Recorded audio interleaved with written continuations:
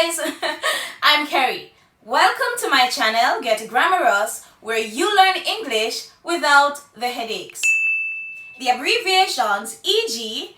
and i.e. are often confused. This is because they are both used to clarify something that was previously mentioned. However, they are not the same. In today's video, you will learn when to use and how to use e.g. and i.e. So, without further ado, let's get grammarous.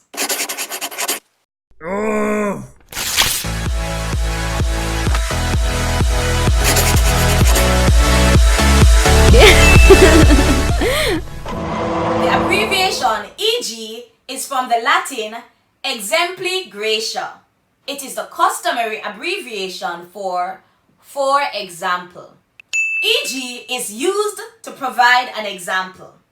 For example, she had visited many European countries. For example, the UK, Italy, Germany, France, Spain, Greece, Russia, Belgium, Turkey, Denmark, and Austria. Another example.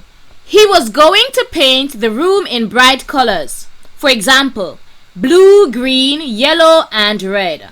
They excel at many subjects. For example, science, math, geography, music, literature, history, and art. i.e. The abbreviation i.e. is from the Latin id.est. It is the customary abbreviation for that is. i.e. is used to offer more information or to restate an idea more clearly. Usually, it can be substituted with in other words. For example, I can't wait to start eating. That is, I'm very hungry. Or, in other words, I'm very hungry. He was going to paint the room in bright colors. That is, blue, green, yellow, and red. They excel at many subjects. That is, science, math, geography, music, literature, history, and art.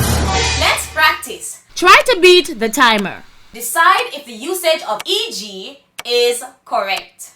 Let's go. I made a how to make pumpkin soup video tutorial in February. For example, 2 weeks ago. Is the usage of e.g. correct in this sentence? No, it's not. It's incorrect. Remember, e.g. means for example. So the answer should be I made a how to make pumpkin soup video tutorial in February. That is 2 weeks ago. Or in other words, 2 weeks ago. Correct! Confusing e.g. and i.e. won't make your sentence grammatically incorrect. However, getting them wrong will change the meaning of your sentence. For example, the animals have been bought. For example, the 3 dogs are all gone. This sentence is fine grammatically. We infer that dogs are among the animals that have been bought. Look at this sentence. The animals have been bought. That is, the 3 dogs are all gone. This sentence is fine grammatically. We infer that the dogs are the only animals that have been bought. Clarification. Only use these abbreviated forms e.g. and i.e. in more informal or expedient documents. It is always correct to simply write out for example or that is. There is a wide range of acceptable formats for e.g. and i.e. Comma before e.g. or i.e. Note, if you use a comma before, then the text that follows should not be a standalone sentence. We also have semicolon before e.g. or i.e.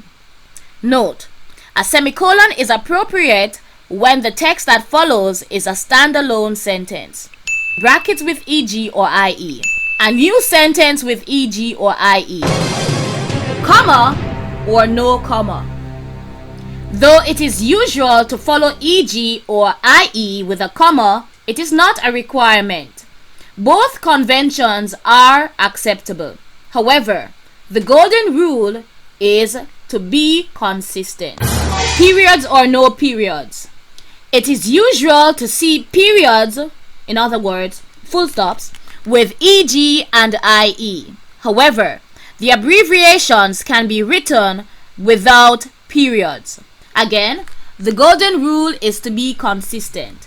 In other words, stick to one convention. Beware, don't use etc. after e.g. It is inappropriate to use etc., etc. after e.g. since it is understood that you're only offering a partial list by way of example. For example, the caterers provide excellent variety, e.g. Chinese food, Mexican food, Jamaican food, etc. The use of e.g. is correct, but the use of etc. is unnecessary. Quiz time! Let's see how well you understand today's topic.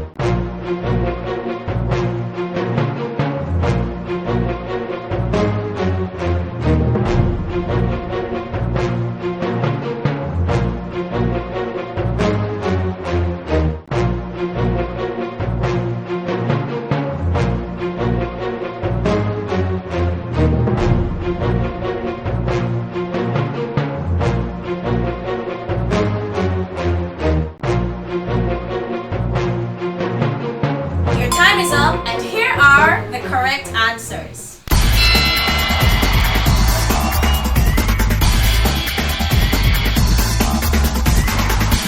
Great job today, guys.